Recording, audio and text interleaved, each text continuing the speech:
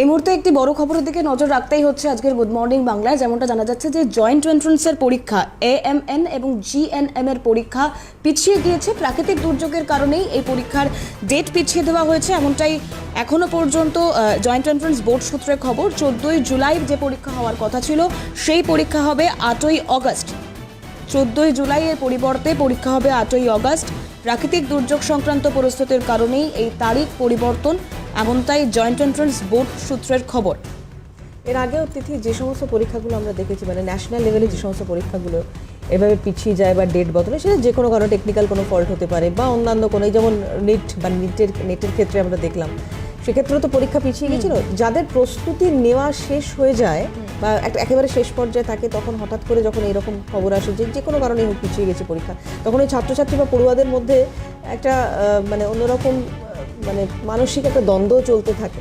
যাই হোক, রেশমি আমাদের প্রতিনিধি রয়েছেন, কথা বলবো রেশমির কাছে, একটু বিশদে জানার চেষ্টা করবো। রেশমি, কি তথ্য পাচ্ছে?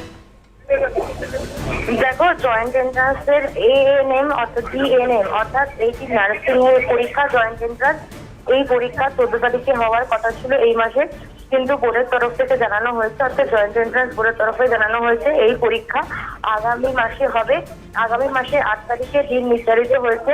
মূলত যেই কারণ উল্লেখ করা হয়েছে সেখানে বলা হয়েছে যে কিছু এলাকায় আবহাওয়া খারাপ থাকার জন্য, আবহাওয়ার পরিস্থিতির জন্য কিন্তু এই যে তারিখ, সেই তারিখ পরিবর্তন করা হয়েছে। অর্থাৎ যেই পরীক্ষা এই মাসের 14 তারিখে হওয়ার কথা ছিল, সেই পরীক্ষার যেই দিন, সেই দিন পরিবর্তিত হয়েছে, 8 তারিখে নির্ধারিত হয়েছে। জয়েন্ট এন্ট্রান্স বোর্ডের তরফে মূলত জানানো হয়েছে কিছু এলাকায় প্রাকৃতিক দুর্যোগ সংক্রান্ত অনিবার্য পরিস্থিতির কারণে জয়েন্ট এন্ট্রান্সের ANM এবং GNM যে পরীক্ষা, সেই পরীক্ষার তারিখ পরিবর্তন করা হয়েছে এবং গতকাল সেই নোটিশ দিয়ে জয়েন্ট এন্ট্রান্স বোর্ডের তরফ থেকে এই বিষয়টি জানিয়ে দেওয়া হয়েছে। ধন্যবাদ রেশমি। কথা বলছিলাম, রেশমি ছিলেন আমাদের সঙ্গে টেলিফোনে।